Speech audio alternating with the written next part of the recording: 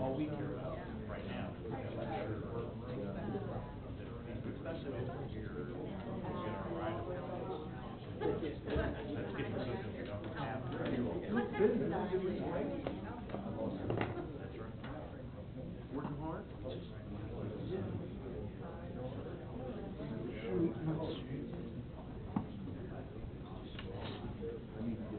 I did real well for a while, and then I decided how much I would really like sugar, you know.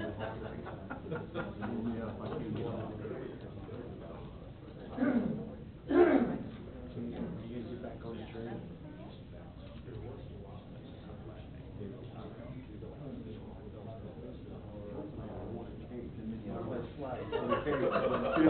By once in a while, I mean Thursday evening.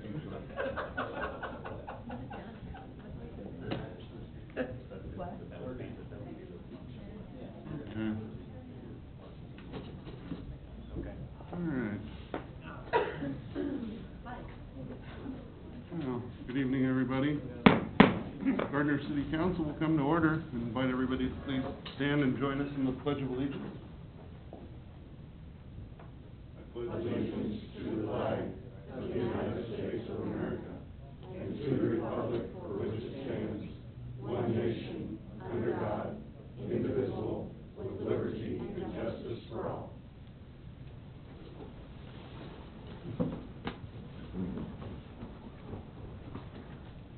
Okay. Good evening, everyone. First thing on the agenda this evening is public comments. So if there are members of the public who would like to use this time to make comments about city matters or items on the agenda that are not part of a public hearing, now would be the time to do so. If you're interested in making public comments, please step to the podium, state your name and address for the record, and be heard.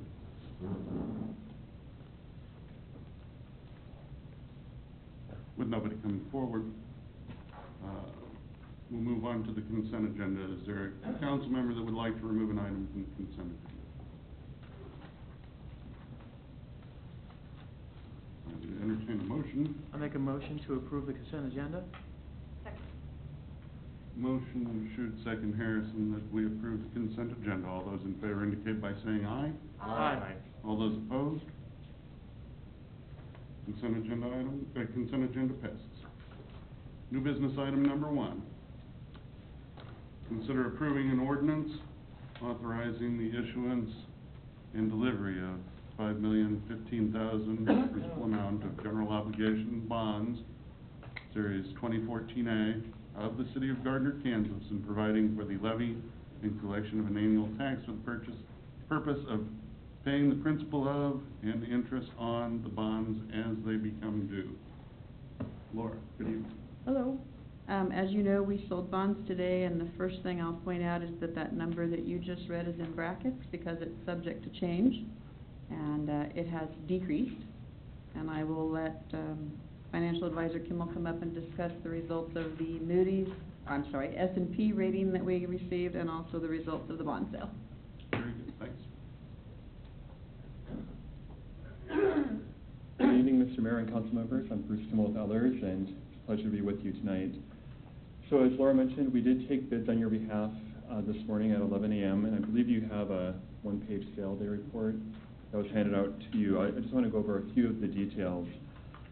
You're aware of the purpose of the bond issue. It's to provide the definitive financing for the projects that were originally financed with your Series 2012B temporary notes. I'd like to come back to the credit rating in a moment. Let me just go through the rest of the sale results, and then we'll circle back. I would point out that we received 5 bids on your behalf. The winning bid came from BMO Capital Markets in Chicago with a true interest cost of 2.42%. That's for a 15-year issue maturing in October of 2029. It was interesting, the first 4 bids of the 5 bids received were all within 7 basis points of each other, so that's 0.07%. very aggressive bidding on your bonds, and gives us a really secure indication that it was an aggressive bidding pattern for the city's bond today. And we would point out that we received more premium. We had already expected some premium from the bidder. We got more than expected, and they took less than underwriter's discount. So the net result of that is the $120,000 decrease in the bond issue that you'll be approving. So instead of $5,015,000, it will be $4,895,000 as the final par amount. Finally, I would point out that the yields in the table in the middle of the page were fairly close to what we expected.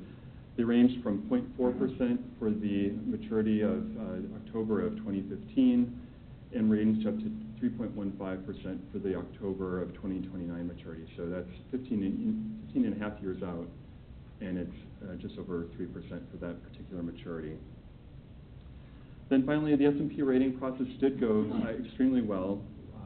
The city received a AA- rating from S&P with a stable outlook. And that's exactly what we had expected. Both S&P and Moody's have changed their methodologies in the last couple of years, and one of the nice things is that you can look at their methodologies and predict with a fair amount of confidence what the rating is likely to be. And we had really anticipated the AA-, which is identical to your previous Moody's AA3 rating. The reason we recommended making the change is we think that the S&P methodology is a better long-term fit for the city.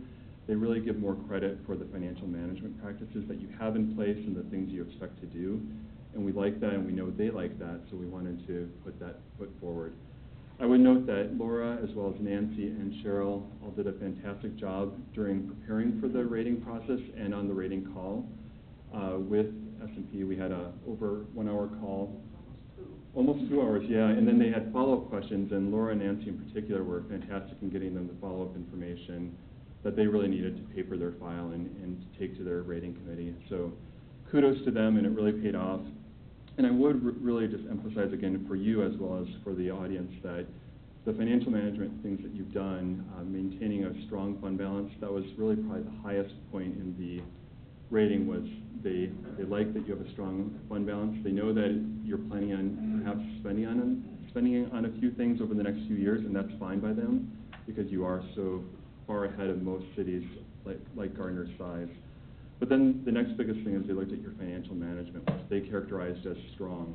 The policies and practices you have in place, the budgeting process you've adopted, the fact that you're planning on doing a capital improvement plan in the future, all those are very positive in S&P's mind. They did point out, as you know, you have fairly high debt levels, but they also know that you undertook that debt due to growth in the past and that you'll likely have capital needs in the future, and that they're fine with that. They just want to make sure that it's part of the plan and you're doing that. So all in all, it was a very, I think, positive start to the S&P rating relationship, and clearly the AA- rating paid dividends with today's very aggressive bidding on the competitive bond sale. So with that, let me stop and ask if you have any questions, or if you want to open it up to questions as well. Yeah, just very briefly, we'll ask at this point if there's anyone in the audience that has public comment regarding new business item number 1. Now's your opportunity to come forward and speak your mind. With no one coming forward, does anyone have questions for Bruce Keaton? Just compared to some of our previous bond bidding, our interest rate, what's the comparison to some of the things that we either have that we refinanced of late or what the market's been in the past, just off the top of your head? I mean, it's, yeah, I know. Off the top of my head, I'd say it's... Are the numbers better? Are they trending still down, or are they kind of maintained a level? I can answer that. I think that's what I'm getting. I can answer that, yes. We did see an uptick in rates over the last year or so, but then recently in the last couple of months we've seen some better rates just really past the first of the year. And right now we're in a pattern where issuance is far less than demand. So there's more demand out there than there is supply. And actually in the last week was a huge bond issuance week. Puerto Rico had a big bond issue, Chicago, and even though they weren't really good credits, they did very well because of the demand for bonds. Some of it people think has to do with Ukraine and the turmoil there. you know, whenever there's global